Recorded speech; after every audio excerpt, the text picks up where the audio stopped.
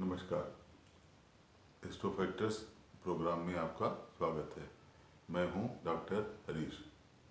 देखिए, गणेश चतुर्थी का जो पर्व है वो आज दोपहर 3:01 से शुरू हो रहा है। यानी कि आज 3:01 तक तृतीया है और तृतीया के बाद फिर चतुर्थी लग जाएगी।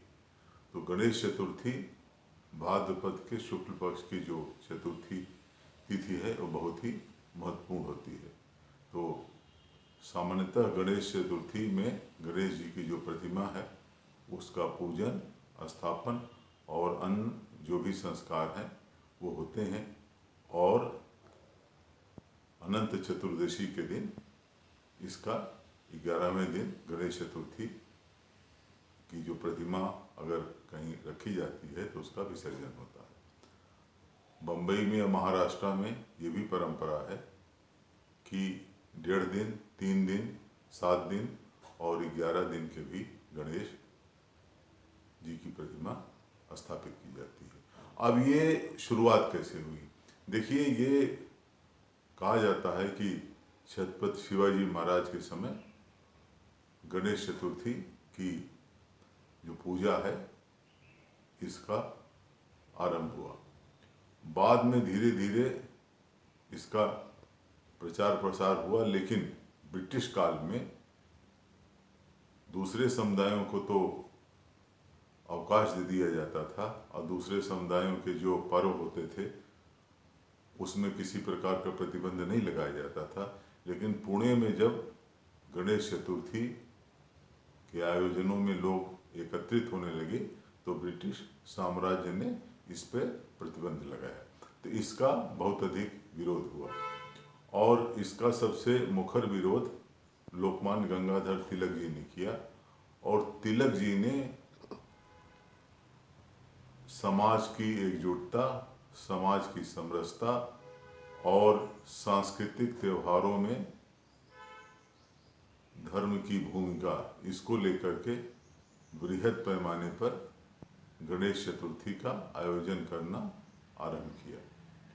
लोकमान्य तिलक जी का जीवन हमेशा संघर्ष से युक्त था और उन्होंने अंग्रेजी साम्राज्य के विरुद्ध सबसे पहले जो सेडेशन का केस था उन्हीं के खिलाफ पूना में अंग्रेज कलेक्टर ने कायम किया था।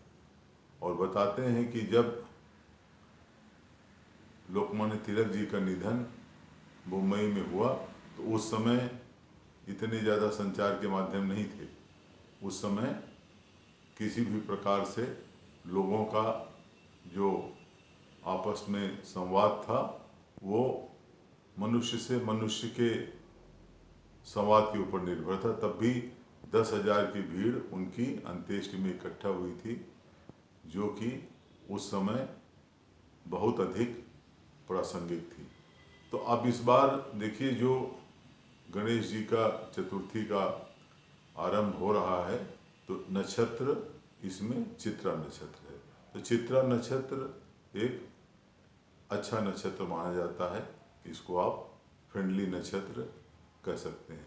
तो जो भाद्रपद की जो गणेश चतुर्थी है इसका विशेष रूप से महत्व होता है और इसमें गणेश जी की आप प्रतिमा ले आइए और उनका षोडश रूप से पूजन करिए। पूजन करने के बाद जिसकी सामर्थ्य हो उसकी स्थापना करें और जब घर में गणेश जी की प्रतिमा स्थापित हो जाए तो सुबह और शाम दीपक जरूर उसको जलाएं, दीपक जलाएं और जो नित्य कर्म पूजा पद्धति की जो नियम हैं उसके हिसाब से उसका पालन करें। गणेश जी को जो प्रिय वस्तुएं हैं उसका उनको भोग लगाएं और उसके बाद गणेश जी की आरती आप अवश्य करें। तो इस प्रकार से यह कहा जाता है कि अगर विघ्न विनाशक गणेश जी की आप आराधना करेंगे, पूजा करेंगे तो आपके घर में हमेशा आरोग्य, ऐश्वर्य और समृद्धि की वर्षा होगी। नमस्कार, धन्यवाद।